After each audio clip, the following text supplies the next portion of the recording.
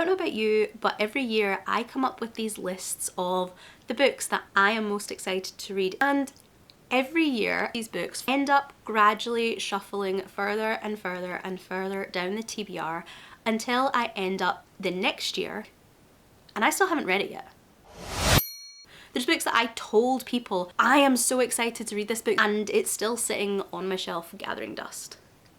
So my plan is not to let this happen in 2026, or at least not to let it happen as much. Every month I am going to pick the new release that I am the most excited to read. And I am actually going to read it. It's groundbreaking, I know. But just so often it doesn't happen because I either feel like this book is so highly anticipated for me, I'm so excited to read it, I think I'm going to love it so much that I almost feel like I have to set it aside to read it at a time when I can give it my full attention, to read it at a time that it deserves, rather than actually reading it. Or just as likely, a readathon comes along, a challenge comes along, and the book that I'm really, really excited to read doesn't actually fit a prompt that I have, and so I pick something else. That's not happening this year. My most anticipated book of each month, I am going to be reading it in the month it comes out. While I am the most excited about it, whether it fits into the rest of my reading plans or not, it fits into this vlog and that's the point. We are in the first week of January and already the concept of this has hit its first stumbling block. There are 2 books out this month that I am equally excited to read. There are at least 5 or 6 books that are coming out this month that I want to read, that are my kind of most anticipated new releases, but there are 2 in that top spot, and they're very, very different books, so I'm not entirely certain what one I want to go for. The choices are kind of split between The Poet Empress and How to Lose a Goblin in 10 Days. One is, I think, quite epic fantasy and one is very cozy fantasy. I will come back to you once I have decided on which of those books it's going to be. While I'm doing that, let me know what your most anticipated books of the quarter have been and whether or not you've already read them. So as you can see, I finally settled on How to Lose a Goblin in 10 Days by Jessie Sylva. This is a very cozy, I'd say it's a cozy fantasy with a strong romance element rather than a cozy romantasy, but there's a lot of kind of wiggle room there. This one I had a great time with. It is very, very cozy. It's very, very low stakes. This is set in a very Hobbiton style town. There's lots of gardening, there's lots of crafting to make homeware, and any other week that maybe wouldn't have been exactly what I want. I do sometimes struggle with cozy fantasy not having enough stakes, although I do enjoy them. But I was battling a head cold all week. My focus was off, I was distracted, and honestly, this was exactly what I needed. I don't know if I would rate it 5-star if I read it again, or if I had been having a different week, maybe I wouldn't have rated it a 5-star, but honestly, it was the perfect fit for my needing that comfort and that really relaxing energy. It wasn't stressful. There were of course a few conflicts. They were relatively minor. They were things that just by the nature of the book I knew we were going to resolve. There's lots about plants and growing things, or an autumnal read with the harvesting. There's specifically a harvest festival.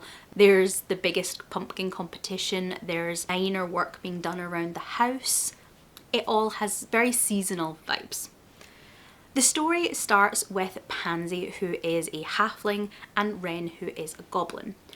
Pansy has grew up in the halfling town, knowing that her grandmother was always a bit of an odd duck. She lives in the forests, she's a little bit strange. When her grandmother dies, she leaves her cottage to Pansy. When she arrives at the cottage though, she finds there is someone already living in it. Wren has taken over the cottage while it's been lying derelict and is using the cottage and the garden specifically to grow crops for his goblin clan, who have been forced out of their traditional territories by pollution caused by new dwarven industry and the runoff from that. The two of them both have this important claim to the cottage. I feel in the initial setup we see Wren's plight as greater. They are setting up a food source for their entire clan. They really need the cottage and the garden for that. But Pansy does also have an equal claim. She has that familial connection. It is her grandmother's house, but also she's very out of place in the village. She doesn't fit in, and there's an awful lot of her self-worth, her mental health, hinging on making this work and proving herself. The two of them come to an agreement whereby they're going to live together, they're going to work on improving the cottage together, and the first one to give up, to leave, loses the right to it. We quickly lose any kind of notion that either of them is going to give up their claim in the cottage, and fairly soon they're actively working together. Pansy is more and more stigmatized by the halfling town. She feels rejected by her own family and her friends, and she decides to prove herself by entering the harvest festival. She is not a gardener though, and thus she taps Wren for assistance in doing this, and they agree on the basis that Pansy has also been able to help them with supplies, with things that they need for improving the food that they're going to be able to offer to their clan, so that the younger members of their clan don't have to go off and become cannon fodder in a dark wizard's army. That all sounds like there is a lot happening, I grant you, but honestly most of this is a kind of farming story. It's a home improvement story with this kind of bickering couple at the centre. I was a little concerned about that at the start, because at the beginning Pansy and Wren can both come across as unlikable. Pansy is very kind of self-centered, she's very unthinking, sometimes she's a little bit impulsive, whereas Wren can be quite judgmental and quite quick to lay the blame of different things at Pansy's feet. The two of them come into conflict in lots of little ways, especially at the start, and partly this is clashes of personality, but also it's partly to do with cultural stereotypes, them both being slightly prejudiced against the other for things that they assume about their races. Goblins are thieves, halflings are greedy, and then there's also specific, they're not necessarily prejudices, they're just cultural differences that the two of them have to accept about each other. They have to grow to appreciate different things that mean different things to their different cultures. I never, as the reader, felt like I was in one camp or the other. It was really crucial to feeling like you were in the middle of this chaotic environment in the cottage, which ultimately works brilliantly for that not quite enemies to lovers type of romance. And as the book went on, as we found Pansy and Wren working more and more together, becoming more friendly, and then maybe something more, I was completely sold on their romance. I thought they were adorable together. They were so supportive. There were so many positive relationship things happening, so much conversation over their differences, talking things through, stepping back, understanding each other and their own comfort levels. It was a really soothing romance to read. I know that cozy fantasies aren't for everyone, and quite often they're not for me unless there is some kind of stakes, but this one does have a nice element of bite to it going on underneath all of that really cozy vibe. We have the shunning of Pansy by the rest of her people and the isolation that that causes her in a culture that is very much community driven. She's now completely othered and finds that really difficult. We also see the persecution of the goblins. They are quite literally being driven from their homes, out of their communities, separated by prejudice from joining other communities, and literally forced underground to survive. At one point we also have a Gandalf character, someone who has existed in this town for generations. He comes by and often collects halflings to go on quests with him, where they take on dark lords nobly and maybe slay a couple of goblins along the way. And this wizard is very much presented as this powerful man that no one questions, convincing halflings to work against their own interests, to go off on these dangerous quests with him, and fostering this kind of conflict between these two communities that don't necessarily have any conflict with each other.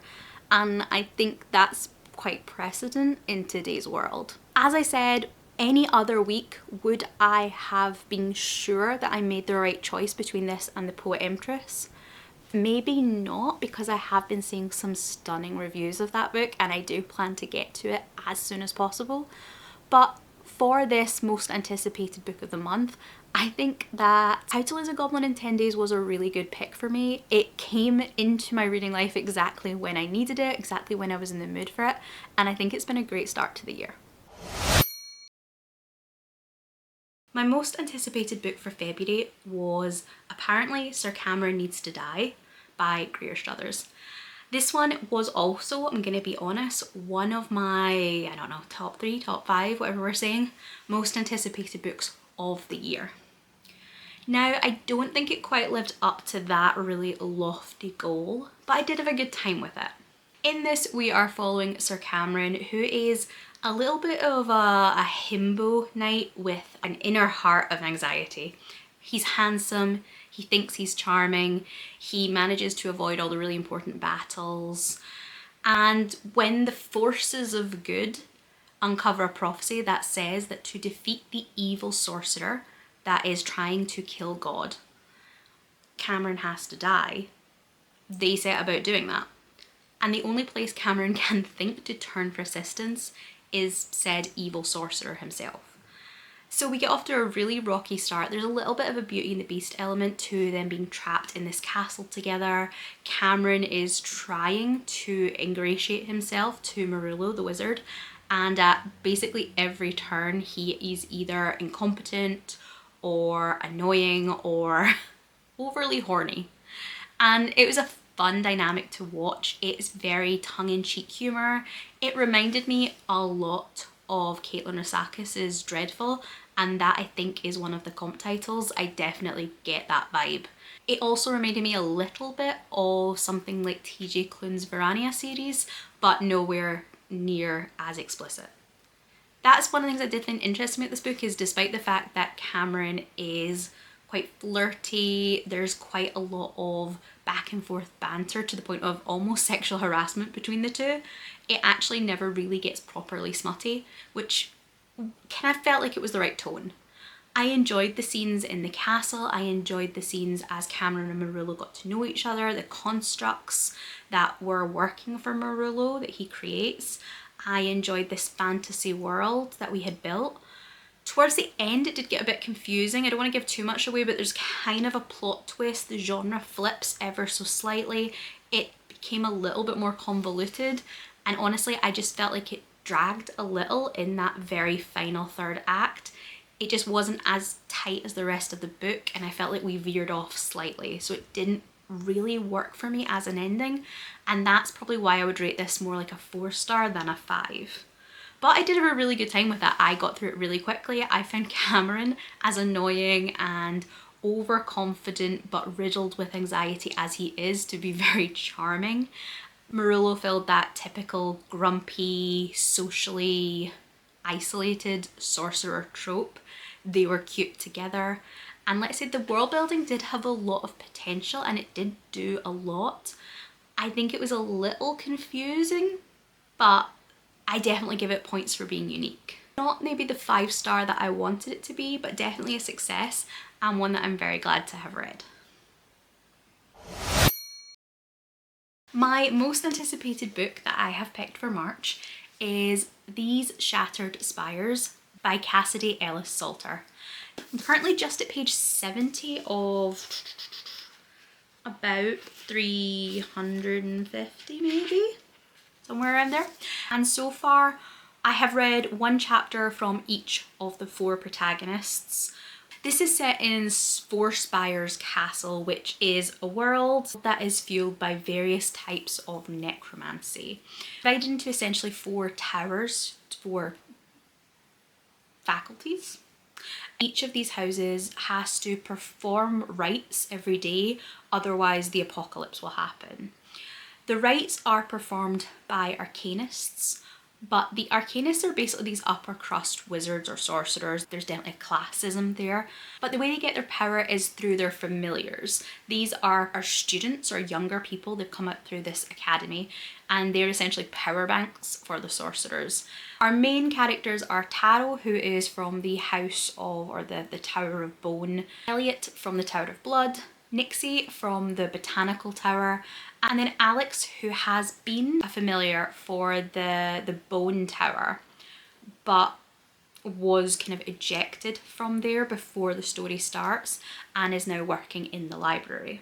As our story starts, the Emperor dies and immediately a fail-safe system is kind of thrown into being where the heads, the Arcanists of the four towers are all going to compete with each other, but just in a kind of bloodbath type way to see who will end up being the new emperor, and the familiars of all the other towers will be slaughtered. So our four are, I think, going to want to work together, probably to, I don't know whether to win this contest for themselves or to escape from the castle or to prevent this kind of bloodbath in some way. I'm having a great time with it. It definitely goes really hard on those necromancy vibes. One of the comp titles for this is Gideon the Ninth, and I absolutely see it, not just in the necromancy, but in the sense of humour. Personally, I also get really good Gormenghast vibes for this setting, because the whole thing is kind of vaguely ridiculous. We have this absolutely gothic inspired castle, it's got hidden passages, it's got vaults. The land itself is constantly kind of sinking in on itself and crumbling, and the town beneath is the same. The sky above is filled with like teeth. It's very strange. It's very, very necromancy vibes. Humour, like I said, gives me Gideon the Ninth as well a little bit. There's a couple of mentions of dirty magazines. There is Taro's name, obviously, tarot card idea, but her full name, I'm fairly certain, without having read the audiobook, I would be pronouncing as Tarantino, which is interesting. And then the four characters here are referred to as weirdos, like, you know, weird as in with a Y, like, you know, magic weirdness, but like, again, it's a bit on the nose, and so it's kind of got that tongue-in-cheek humour to it. Taro and Nixie are the first two characters we get introduced to. Taro presents them as almost star-crossed lovers. They're desperately trying to communicate with each other silently through coded messages, and they are desperate to escape from the castle to be together. And then we flip to Nixie's POV and she's like, I despise Taro, but I need to get out of here. And all the coded whispers she's been sending are, I fucking hate you. So there's a lot of that banter going on in this that reminded me a little bit of Gideon and Harrow in the first Lockdown book. It's fun, it's wild. I'm still kind of getting to grips with the world building, but it is really fun. It's really fast paced. There's quite a lot of gory moments in it, but gore that's done for humour in a lot of ways. I'm guessing as we get into more of the meat of the book and the plot, that gore will become maybe a little more horror-y. But at the moment, a lot of it's played for effect. And yeah, I'm enjoying this. It's really, really unique and really different. And I wanted to love Gideon the Ninth so bad because I thought that sounded perfect. It was a locked-room mystery, which ticked boxes for me. It had sapphics, which ticked boxes for me. It had all the necromancy angle to it. And I think my issue was that it was doing too much and that it had sci-fi, and that's not my thing. This, I think, is what I wanted Gideon the Ninth to be for me. So I have really, really, well, the fact is in this video, I have really, really high expectations of it. And so far, it's completely living up to them. Just look how pretty this book is. Look at these end papers with the four different main characters on them. And then at the start, we have beautiful maps, a really, really nicely laid out trigger warning page, and gorgeously illustrated character bios, again, for each of the four main characters.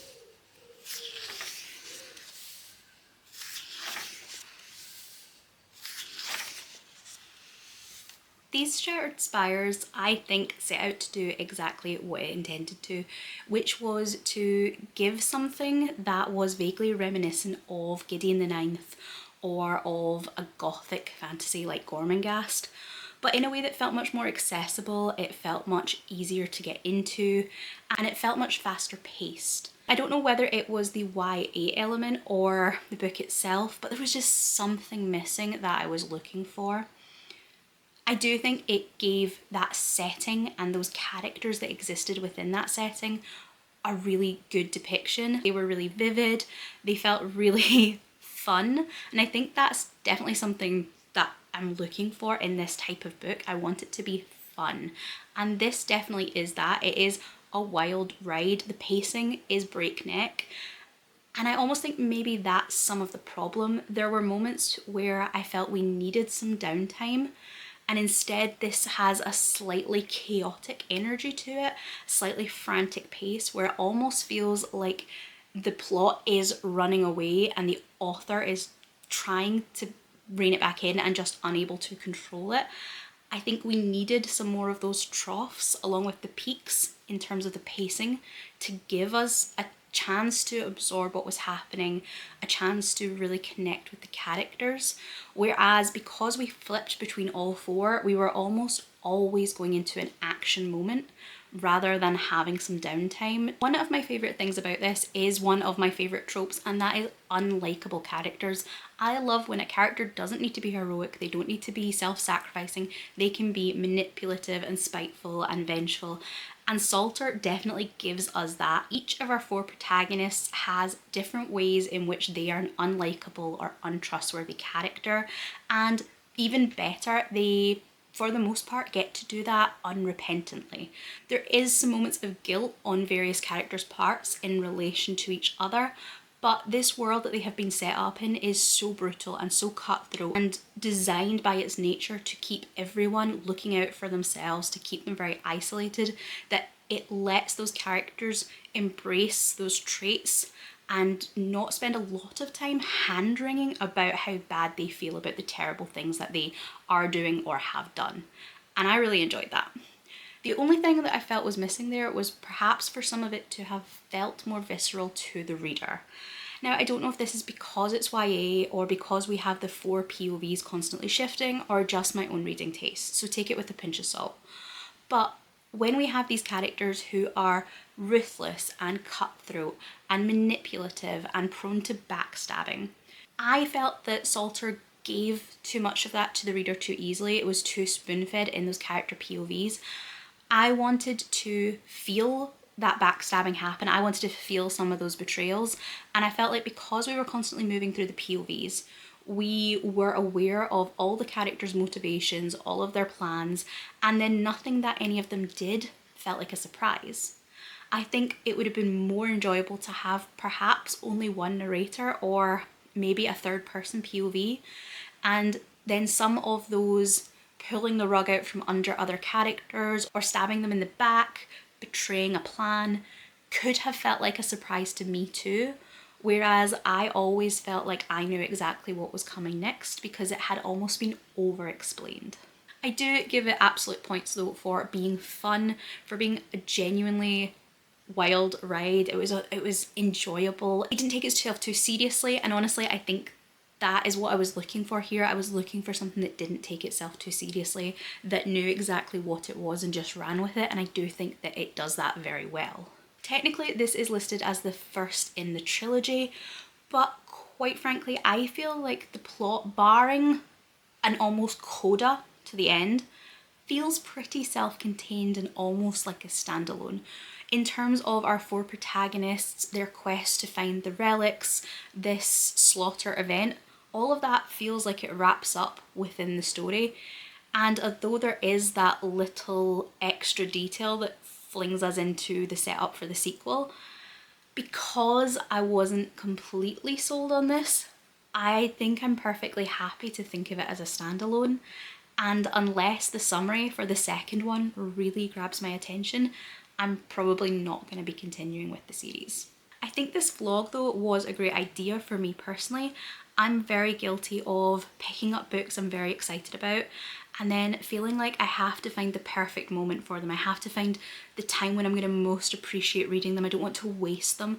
And so they sit on my shelf for months and months or years, and I never quite get around to them. By the time I do, I've either built them up so high that they can't possibly live up to it, or I've kind of lost interest. I've read other books that are doing the same thing, even if they came after, and it just doesn't hit the way I wanted to.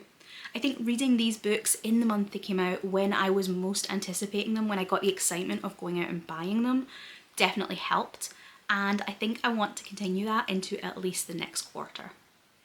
For me, the favourite of this trio has definitely been the most unexpected one. I don't know whether How to Lose a Goblin in 10 Days just hit at the perfect moment. I was feeling kind of low, feeling kind of sick. I needed something that was cozy and relatively unchallenging in terms of plot, but had a real heart to the characters, and that gave me what I was looking for in spades. Funnily enough, it was the book of the three that I had not been the least anticipating, but that one only appeared on my radar towards the end of last year, whereas Shattered Spires and Sir Cameron I had on a Goodreads list for months, so maybe that also played a part. I do have plenty of anticipated books coming out in April, May and June, and I have a few that are definitely leading the pack, but I will need to go through them and whittle that down to my absolute top 3. Let me know what you think of the books that I read in this vlog, and let me know what your most anticipated books of this quarter were. Thank you so much for watching. I really hope I'm going to see you in the next video. Goodbye.